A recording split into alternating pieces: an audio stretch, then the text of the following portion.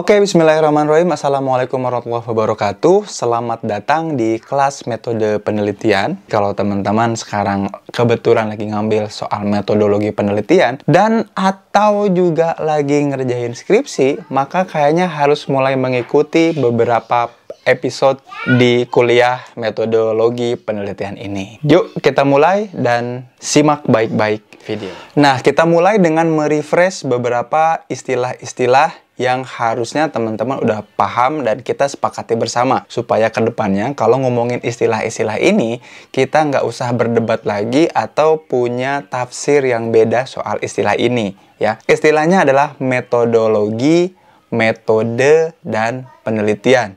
Tiga itu penting untuk kita pahami dulu. Jadi di bagian pertama ini, kita ngomongin dulu apa itu research method. Research methodology. Oke, sip ya. Nah, method atau metode itu cara kita untuk mengupayakan sesuatu. Namanya metode. Cara kita untuk mengupayakan sesuatu itu namanya metode. Ya, sekali lagi, cara kita untuk mengupayakan sesuatu itu metode. Jadi kalau cara kita untuk mengusahakan bikin mie instan, namanya metode bikin mie instan. Cara kita untuk mendekati seseorang yang kita sukai namanya metode pendekatan. Cara-cara yang kita lakukan untuk mengupayakan terhadap sesuatu namanya method. Sampai sini jelas dulu ya. Nah, namanya juga cara, belum tentu cuma ada satu. Bisa jadi ada dua, tiga, bahkan tak terhingga ada banyak. Maka cara untuk mengupayakan sesuatu nggak satu. Nah, ilmu yang mempelajari cara-cara apa aja untuk mengupayakan sesuatu namanya metodologi. Ya, method and logos. Jadi ilmu yang mempelajari variasi cara-cara dalam mengupayakan sesuatu namanya metodologi. Lalu apa itu research ya atau penelitian? Jadi kita pakai katanya bukan penelitian untuk bisa dijelaskan tapi research ya, research. Research. Kita mencari kembali, kita menelaah kembali. Jadi research itu cara kita untuk melihat kembali, mencari kembali apa-apa yang sepertinya jelas tampaknya. Jadi research ini membantu kita untuk melihat ulang sesuatu yang seolah-olah sudah jelas, tapi kita lihat ulang. Supaya nanti tujuannya supaya kita bisa mengambil kesimpulan atau mendapatkan insight yang berbeda, yang baru, atau malah yang tepat tentang sesuatu. Jadi dengan research kita lihat kembali. Ya contohnya gini, kita lagi ngaca nih. Ngaca itu, bercermin itu, kita sedang research, sedang melihat kembali wajah kita. Apakah kita sebelumnya belum pernah lihat? Udah, tapi bercermin membuat kita melihat kembali untuk ngecek nih, apakah wajah kita ada sesuatu yang salah atau bagaimana cara yang tepat untuk melihat wajah kita. Itu research ya. Jadi kita sedang melakukan research, upaya-upaya untuk melihat kembali, untuk mendapatkan insight, fakta, atau bahkan hal-hal yang belum pernah kita temukan pada hal-hal yang bisa jadi udah pernah kita lihat. Nah, jadi kalau digabung, research method atau metode penelitian adalah upaya kita untuk melihat kembali sesuatu yang bisa jadi udah pernah kita lihat, umum di masyarakat, terjadinya udah biasa, tapi kita lihat kembali untuk kemudian kita mendapatkan insight atau temuan. Dan dengannya barangkali kita bisa memikirkan dengan lebih tepat hal itu. Kok seolah-olah jadinya kurang kerjaan ya? Oh no, bisa jadi selama ini kita justru salah melihat, salah mendapatkan insight tentang apa-apa yang terjadi di kehidupan kita sehari-hari. Apalagi penelitian-penelitian psikologi. Bisa jadi hal-hal yang biasa aja sebetulnya penuh dengan makna. Dan kebermaknaan ini yang seringkali luput dalam kehidupan kita. Nah, menjadi akademisi adalah orang-orang yang senantiasa sering atau bisa ngasih solusi atas apa-apa yang kesannya tuh receh dan biasa aja. Itu justru pentingnya ada metode research. Dan kita akan belajar banyak variasi, makanya metodologi. Kita cek variasi metode apa aja yang bisa kita pakai untuk dapetin insight itu. Kenapa penting untuk mempelajari metode penelitian? Nah, sebagai orang-orang yang memilih untuk lanjut kuliah Artinya teman-teman memilih untuk menggunakan otak dan sistematik berpikir lebih lanjut dibanding orang-orang yang lulus SMA nggak lanjut kuliah. Mudah-mudahan paham ya. Jadi ada dua tipe nih. Orang yang lulus SMA memilih untuk masuk ke bangku kuliah. Ada orang yang memilih untuk tidak lanjut atau memilih jalur lain yang bukan S1 tapi vokasi. Nah, orang-orang yang tidak lanjut atau memilih jalur vokasi itu belajar aplikatif, belajar skill. Belajar skill itu artinya apa? Teknis atau kompetensi atau kemampuan yang langsung bisa dipakai. Berarti belum tentu sistematika berpikirnya akan canggih, akan kompleks. Yang penting bisa kepake aja. Nah, kalau teman-teman yang kuliah di sarjana atau S1, ketika memilih untuk kuliah, teman-teman itu memang memilih untuk belajar kerangka-kerangka berpikir, sistematika berpikir yang lanjut. Makanya teman-teman lagi diajarin untuk banyak mikir, untuk menggunakan pikirannya. Yang harusnya, idealnya, dengan banyaknya objek berpikir yang diajarkan, teman-teman tuh nggak gampang overthinking. Karena mikirnya jelas apa yang harus dipikirin. Nah, salah satunya adalah dengan belajar metode penelitian. Teman-teman diajarin untuk berpikir, punya kerangka pikir yang bisa menyelesaikan masalah dengan kerangka pikir yang harusnya lebih baik dibanding teman-teman yang nggak memilih untuk melanjutkan itu. Nah, memang sebagai akademisi, pola pikir, metodologi, pemilihan alternatif dalam pemecahan masalah harusnya bisa lebih bervariasi, lebih divergen, lebih melebar, dan lebih kompleks. So, kenapa kita belajar metode penelitian? Supaya terhadap satu pertanyaan, kita bisa punya banyak pilihan alternatif pemecahannya. Duh, pusing! Nah, kalau teman-teman yang masih pusing soal metode penelitian, yuk kita coba sederhanakan ya. Intinya gini, teman-teman punya pertanyaan. Pertanyaan ini muncul dari rasa penasaran. Jadi teman-teman punya pertanyaan dan pertanyaannya muncul dari rasa penasaran. Lalu teman-teman berusaha untuk menemukan jawaban. Jadi ini pertanyaan dari rasa penasaran, ini jawabannya. Nah, teman-teman berusaha berjalan pindah dari pertanyaan ini supaya dapat jawaban. Nah, upaya pindah jalan dari pertanyaan untuk dapat jawaban ini namanya metode penelitian. Jadi teman-teman tuh lagi berupaya untuk menjawab pertanyaan supaya jadi jawaban. Nah, ada pertanyaan lanjutan nih. Apakah jawaban teman-teman ini tepat? Artinya, apakah jawaban yang muncul ini memang tepat dalam menjawab pertanyaan? Satu. Atau yang kedua, apakah jawaban teman-teman juga bisa diakui dan juga digunakan oleh orang lain yang punya pertanyaan yang sama. Nah, jangan sampai ternyata pertanyaannya sama, tapi kok jawabannya bisa beda gitu ya. Contohnya gini, kenapa kita bisa ngelihat teman-teman punya jawaban ini bisa membantu nggak orang lain yang punya pertanyaan yang sama untuk dapat jawaban yang sama juga.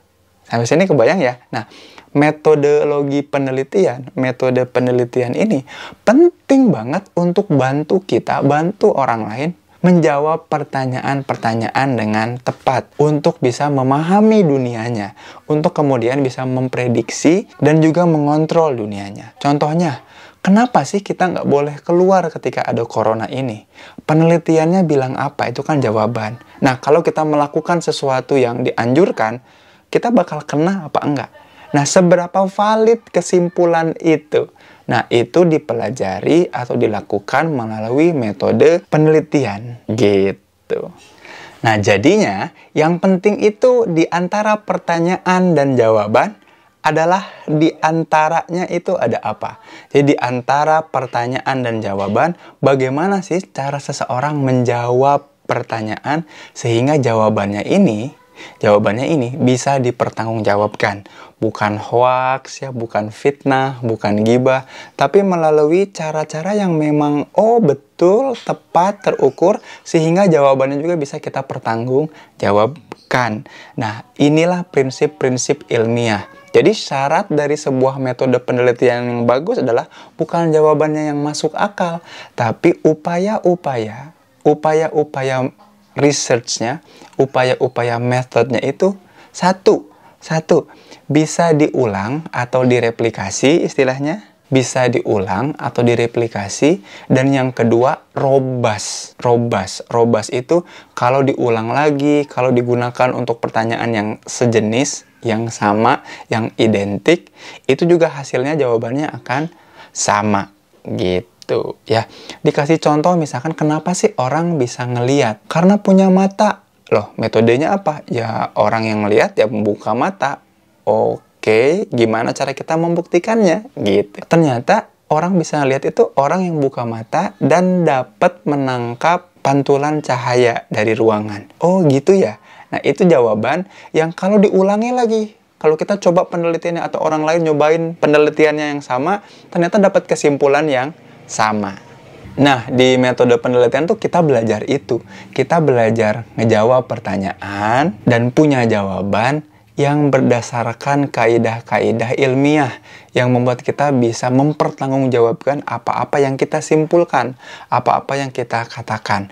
Jangan sampai kita asal bunyi, asal broadcast, asal ngeiyahin aja hal-hal yang bisa jadi kita pertanyakan metodenya. Ya, sampai sini mudah-mudahan jelas dulu ya. Kenapa penting untuk belajar metode penelitian? Nah, di video-video kuliah metodologi penelitian ini, saya akan ajak teman-teman untuk bisa make sure bahwa pertanyaan ini terjawab dengan cara yang tepat, dengan argumen yang pas. Gimana sih seorang akademisi, seorang peneliti menjawab pertanyaan sehingga jawabannya ini bukan cuma masuk akal, tapi bisa dipertanggungjawabkan dan jadi solusi. Saya akan antar ya, mulai dari literatur review, kemudian merumuskan dan menentukan masalah, sampai menentukan bagaimana cara kita untuk pengambilan data, bagaimana data ini kita olah, dan juga bagaimana cara menyimpulkan jawaban dari data yang udah kita temukan. Nah, kita akan bahas ini detail satu per satu ya. Sampai sini kalau ada pertanyaan, tanyakan di kolom komentar aja di bawah. Dan kalau teman-teman ingin berdiskusi lebih lanjut, kan di video gampang ya, tinggal stop, lalu teman-teman ngulang video sebelumnya. Asik banget, nanti tinggal di-share dan komentar di bawah. Gitu. Nah, sekarang saya pandu teman-teman, saya ajak teman-teman untuk memulai dari hal yang paling dasar. Jadi, metode penelitian itu kan proses dari pertanyaan sampai nemu jawaban itu seperti apa. Oke? Nah, saya ajak di sini dulu. Yuk, teman-teman, kira-kira ada nggak hal yang paling teman-teman pertanyakan atau hal yang teman-teman itu penasaran akan hal itu dan kayaknya hal ini masih belum nemu jawabannya? Nah, coba yuk kita tanyakan pertanyaan itu dan kita jadikan pertanyaan itu nanti kita coba jawab di metode penelitian. Buat teman-teman yang udah punya pertanyaan atau rasa penasaran akan sesuatu, boleh kita tuliskan di situ. Nanti langkah selanjutnya akan kita bahas langsung. Langkah pertama di metode penelitian itu adalah 1. Teman-teman cari hal yang teman-teman bikin penasaran atau hal yang pengen teman-teman ketahui. Maka di sini rasa penasaran itu jadi kunci. Kira-kira apa sih yang pengen teman-teman tahu? Hal apa sih yang membuat teman-teman tuh masih penasaran di situ? Nah, itu dulu. Jadi langkah pertama itu tentukan apa yang membuat teman-teman penasaran dan kira-kira di topik apa. Duh, aku masih penasaran di soal relasi. Aku kayaknya masih penasaran di soal kepribadian. Aku pengen ngomongin cinta. Boleh, apa yang mau ditanyakan? Nah, dari situ teman-teman akan mulai menemukan langkah-langkah spesifik. Jadi, metode penelitian itu dimulai dari pertama, hal apa yang paling bikin teman-teman penasaran. Dimulai dari itu, pasti akan muncul pertanyaan. Nah, langkah keduanya adalah literatur review. Kita melihat apakah penasaran ini atau pertanyaan ini sudah pernah atau belum ditanyakan sama orang sebelumnya. Nah, literatur review ini mudah banget. Literatur review ini kita cari dan mulai baca orang-orang yang dulu pernah punya rasa penasaran yang sama. Orang-orang yang dulu punya juga pertanyaan yang sama, yang kemudian berusaha untuk menjawab itu dengan metodologinya. Saya kasih contoh gini. Saya punya rasa penasaran dulu waktu S1 itu adalah, kenapa sih orang itu gampang banget kepengaruh sama orang lain? Kenapa ya orang itu gampang banget kepengaruh sama orang lain? Kenapa sih orang tuh nggak mudah punya pendirian? Apa ya kira-kira namanya itu? Kan saya nggak tahu variabelnya namanya apa. Lalu saya coba ketikkan itu di Google. Cari di Google dan akhirnya sampai nemu satu istilah yang istilah itu ternyata ilmiah yang ada definisinya. Jadi teman-teman boleh loh kayak gitu. Cari, aku penasaran ya kenapa sih orang itu mudah banget kepengaruh sama orang lain. Mudah kebawa-bawa sama orang lain, apalagi sama lingkungannya. Itu tuh namanya apa? Nah, nemu nama ini penting karena itu kita sudah nemu topik atau nemu variabelnya. Waktu itu saya ketemu istilah yang namanya conformity. Nah, cara untuk menjawab pertanyaan untuk dapat jawaban ini biasanya pakai dua pendekatan utama. Pendekatan pertama yang disebut dengan deduktif. Deduktif itu kita mencoba mencari tahu apakah pertanyaan ini sempat ditanyakan sama orang-orang sebelumnya. Ada nggak orang-orang lain yang juga melakukan penelitian dari pertanyaan yang sama dan prosesnya mereka seperti apa dan kira-kira jawabannya apa. Jadi pendekatan deduktif itu mencoba untuk mencari tahu apa yang orang lain dulu lakukan terkait dengan pertanyaan yang sama. Jadi pendekatan deduktif ngajak kita untuk terbang ke masa lalu, nyari tahu apakah orang-orang sebelumnya juga menanyakan hal yang sama. Itu pendekatan pertama, namanya pendekatan yang deduktif. Nah, ada pendekatan kedua, namanya pendekatan induktif. Kita nggak nyari tahu orang ngomongin apa, tapi kita langsung turun ke lapangan, nyari tahu ke orang-orang yang kok kenapa sih kamu seperti ini dan seperti itu. Jadi kita mulai dari contoh yang si konformitas tadi ya. Saya punya pertanyaan, kenapa sih kok orang itu gampang berubah karena orang lain? Kok gampang kebawa-bawa orang itu? Nah, kalau pendekatannya deduktif, dia nyari tahu apakah pertanyaan ini pernah ditanyakan nggak sama orang sebelumnya, sama peneliti-peneliti sebelumnya. Maka nanti akan saya share gimana caranya kalau pakai pendekatan yang deduktif. Kalau pendekatan induktif justru nggak nyari tahu ke yang masa lalu, tapi kita langsung aja turun ke lapangan, mengamati, juga mewawancara orang-orang yang sepertinya kelihatannya mengikuti orang lain. Sama persis sama rasa penasaran itu. Tiba-tiba kita ketemu teman yang dia pernah ngikut-ngikutin orang lain, mudah terbawa sama orang lain. Atau kalaupun kita nggak nemu, kita nanya, pernah nggak kamu ada di kondisi di mana kamu itu tiba-tiba berubah pikiran karena ngikutin orang lain? Nah, kalau pernah, kira-kira kenapa? Boleh nggak ceritain pengalamannya? Nah, itu pendekatannya induktif. Kita coba mencari tahu rasa penasaran itu dari apa-apa yang sedang dialami saat ini oleh orang-orang yang tertentu yang kita ambil datanya. Itu dua pendekatan, deduktif dan induktif. Nah, soal dua pendekatan ini akan saya jelaskan lebih lanjut. Tapi saya akan ngasih langkah-langkah pendekatan yang deduktif dulu ya. Nah, kalau pendekatan deduktif, langkahnya seperti apa? Yuk kita mulai. Nah, kalau teman-teman udah dapat istilahnya, tuliskan di Google aja, conformity. Jadi saya saranin jangan cari yang bahasa Indonesianya, tapi klik aja enter yang pakai istilah Inggrisnya ya. Conformity ya. Nah, what is conformity? Boleh, tapi mendingan cari yang English Wikipedia. Di English Wikipedia ini kita klik aja. Kita akan dapatkan apa di English Wikipedia. Nah, yang dilihat itu bukan ininya ya. Biasanya kalau Wikipedia dalam bahasa Indonesia pasti nggak akan lengkap. Makanya kenapa kita cari istilah bahasa Inggrisnya. Kita langsung turun ke yang paling bawah ke referensinya. Nah, ini justru yang akan membuat kita banyak banget referensi ya. Robert Cialdini ini keren banget ya. Dia punya Science of Persuasion ya, Goldstein. Ini bisa kita cari ini. Ini bisa kita jadikan rujukan utama ya. Kita udah punya literatur review satu. Terus MacLeod sama Shaw juga bilang, what is conformity? Ini juga banyak nih. Aronson juga bilang soal itu. Jadi kita udah banyak literatur ini nih. Dari sini justru jurnal-jurnal Forsyth ya, Group Dynamics, saya punya bukunya. Hogg juga masih muridnya dari Henry Tajfel. Juga mungkin kita akan menemukan nama Tajfel di sini. Justru dari sini kita akan tahu siapa aja orang-orang, tokoh-tokoh yang pernah ngebahas soal conformity ya. Jadi teman-teman nggak akan pernah kehilangan referensi kalau teman-teman pakainya Wikipedia-nya yang Inggris. Tapi ya kalau yang Indonesia jarang ada yang update. Kalau yang Inggris orang-orang suka pada ngupdate ke situ. Dan ini udah bagus-bagus semua literaturnya. Kita punya banyak IGLI ya. IGLI juga bagus ya. Journal of Personality and Social Psychology itu kan keren banget. JPSP. Wow, ini keren-keren tuh. Campbell ada di sini. Izuma in Neurobiology. Jadi banyak teman-teman bisa ambil referensi. Jadi dari sinilah teman-teman bisa ngambil. Nah, dari sini teman-teman tinggal klik atau saya open link in new tab. Kita akan dapat nanti si jurnalnya ya. Dan wow, ini asik banget ya tuh. Teman-teman akan tahu apa itu compliance, apa itu conformity.